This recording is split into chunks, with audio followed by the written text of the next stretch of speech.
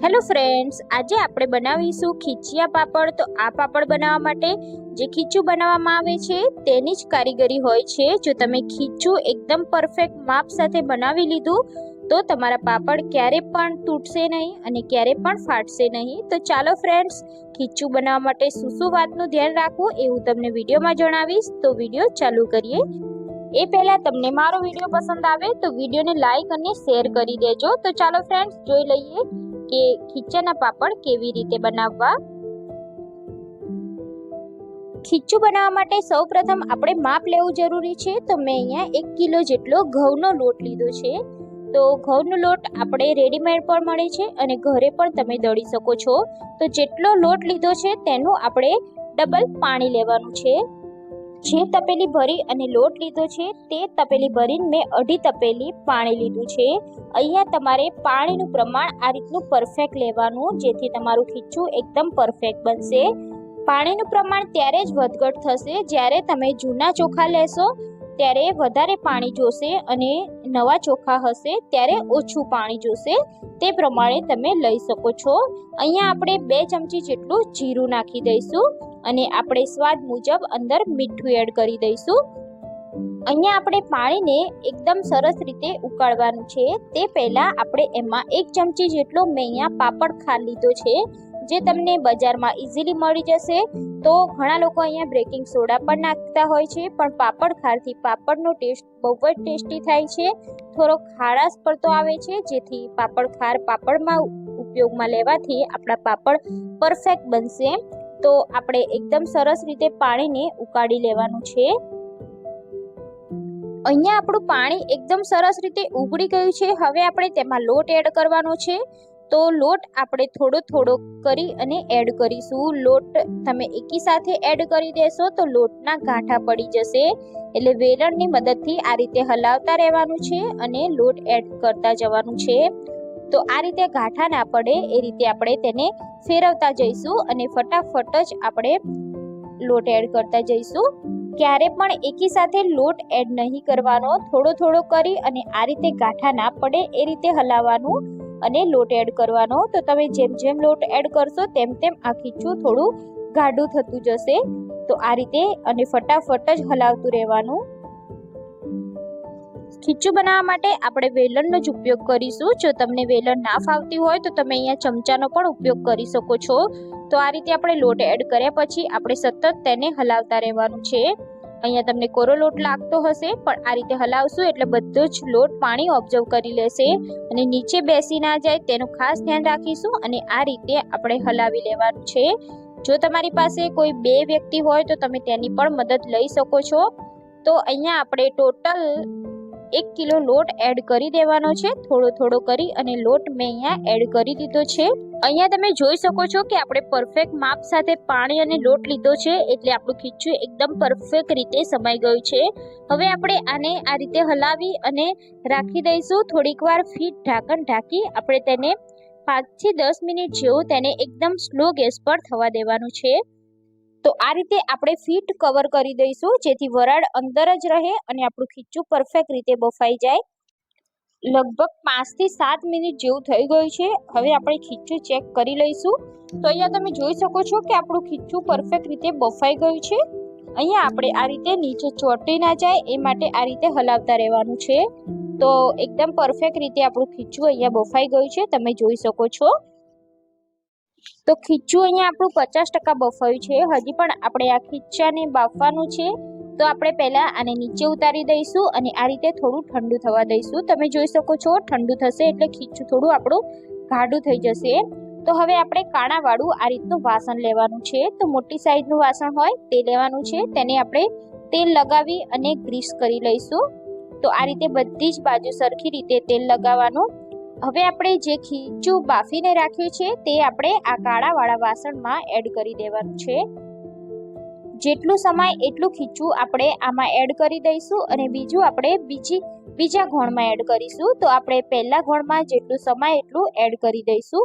તો આ રીતે તમે ખીચું બાફશો તો તમારા પાપડમાં ક્યારે પણ તિરાડ નહીં પડે તો હવે આપણે મેં મોટા તપેલામાં પાણી ઉકળવા રાખી દીધું છે. પાણી ઉકળે એટલે આપણે જે પ્લેટ તૈયાર કરી છે તેને આપણે આ રીતે મૂકી દેવાની છે અંદર અને એકદમ પરફેક્ટ રીતે આપણે ઢાંકી દેવાનું છે. તો અહીંયા મેં એકદમ કોટનનું કપડું આ રીતે કવર કરી દીધું છે, જેનાથી ઉપર જે વરાળનું પાણી બને છે તે પણ આપણા ખીચામાં એડ ના થાય, એટલે આ રીતે મેં ફિટ કવર કરી દીધું છે.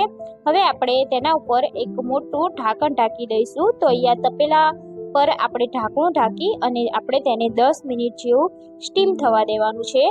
તો 10 મિનિટ જેવું લગભગ થઈ ગયું છે અને તમે જોઈ શકો છો આપણું ખીચું હવે એકદમ સરખી રીતે બફાઈ ગયું છે. તો આપણે બધું જ કવર હટાવી લઈશું, આ કપડું પણ હટાવી લઈશું અને અંદર તમે જોઈ શકો છો કે આપણું ખીચું એકદમ પરફેક્ટ રીતે બફાઈ ગયું છે. તો આપણે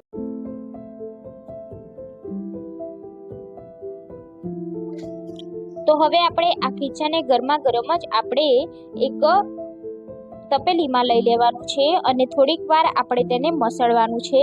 તો આ રીતે આપણે ચમચાની મદદથી આ રીતે થોડું એને મસળી લઈશું.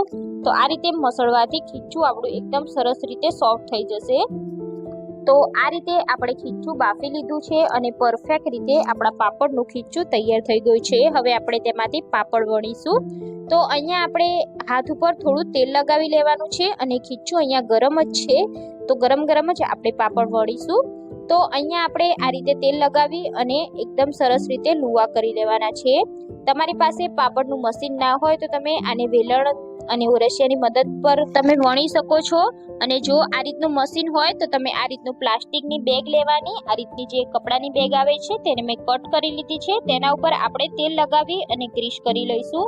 તો આ રીતે પ્લાસ્ટિકની બેગ તમે ઓરસિયા ઉપર રાખશો અને વણશો તો તમારા પાપડ એકદમ સરસ રીતે વણાઈ જશે. જો તમારી પાસે મશીન ના હોય તો તમે ઓરસિયા ઉપર પણ વળી શકો છો. હવે આપણે આ રીતનો એક લુવો રાખી દેવાનો છે અને પ્લાસ્ટિકને આ રીતે બંધ કરી દેવાનું છે અને પછી આ રીતનું મશીન હોય તેને આપણે દબાવી લઈશું. તો બિલકુલ હળવા હાથે આપણે દબાવી લઈશું. અહીંયા તમારે વધારે વજન નથી આપવાનું. જો તમે વધારે વજન આપશો તો તમારા પાપડ એકદમ પતલા થઈ જશે અને આ રીતે પરફેક્ટ નહીં બને. તો તમે જોઈ શકો છો આપણે અહીંયા પાપડ વણી લીધો છે, બની ગયો છે. હવે આપણે એવી જ રીતે બીજા પ્લાસ્ટિક ઉપર પણ આ રીતનો પાપડ બનાવી લઈશું. તો ફરીવાર આપણે આ રીતનું પ્લાસ્ટિક લેવાનું છે, તેને આપણે એકદમ હલકા હાથે દબાવી અને પાપડ વણી લઈશું. તો તમે આ જ પ્રોસેસ ઓરસિયા ઉપર પણ કરી શકો છો. આ રીતનું પ્લાસ્ટિક રાખી અને વેલણની મદદથી યા ફિર તમે એક ડીશની મદદથી પણ તેને આ રીતે પાડી શકો છો. તો આ રીતે આપણે બધા જ પાપડ પાડી લેવાના છે. પછી આપણે તેને સૂકવીશું.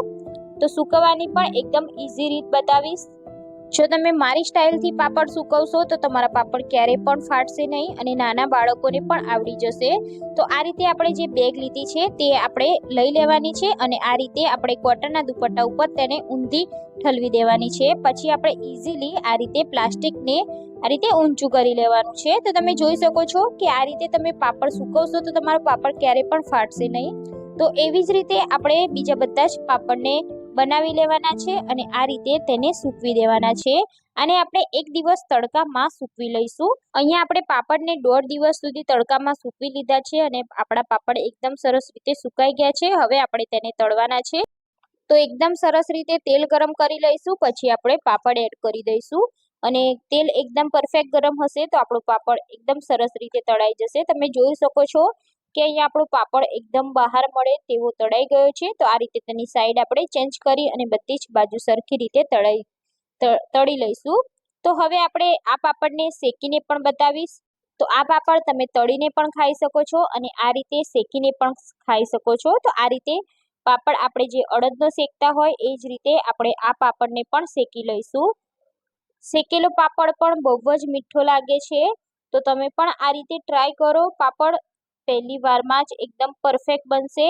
તમે જોઈ શકો છો કે આપણા પાપડ એકદમ પરફેક્ટ બન્યા છે અને એકદમ ક્રિસ્પી કડક બન્યા છે. તો તમે પણ ખીચિયા પાપડ ટ્રાય ના કર્યા હોય તો એકવાર મારી રેસીપીથી જરૂર ટ્રાય કરો. અને તમને મારો વિડીયો ગમ્યો હોય તો વિડીયોને તમે તમારા ફ્રેન્ડ્સ અને ફેમિલી સાથે શેર જરૂરથી કરી દેજો. અને મારી ચેનલ પર નવા હોય તો મારી ચેનલને સબસ્ક્રાઈબ કરી લેજો. બાજુમાં આપેલા બેલ આઇકોન પર ક્લિક કરી લેજો જેથી નવી નવી રેસીપીના નોટિફિકેશન સૌથી પહેલાં તમને મળી જાય. તો ફરીથી મળીશું ફ્રેન્ડ્સ આપણે એક નવી રેસીપી સાથે. ત્યાં સુધી જય Shri Krishna. Thanks for watching. Recipe સારી લાગી હોય તો વિડીયોને લાઇક અને શેર કરવાનું ભૂલતા નહીં. તો ફરી મળીશું ફ્રેન્ડ્સ આપણે એક નવી રેસીપી સાથે. Bye bye.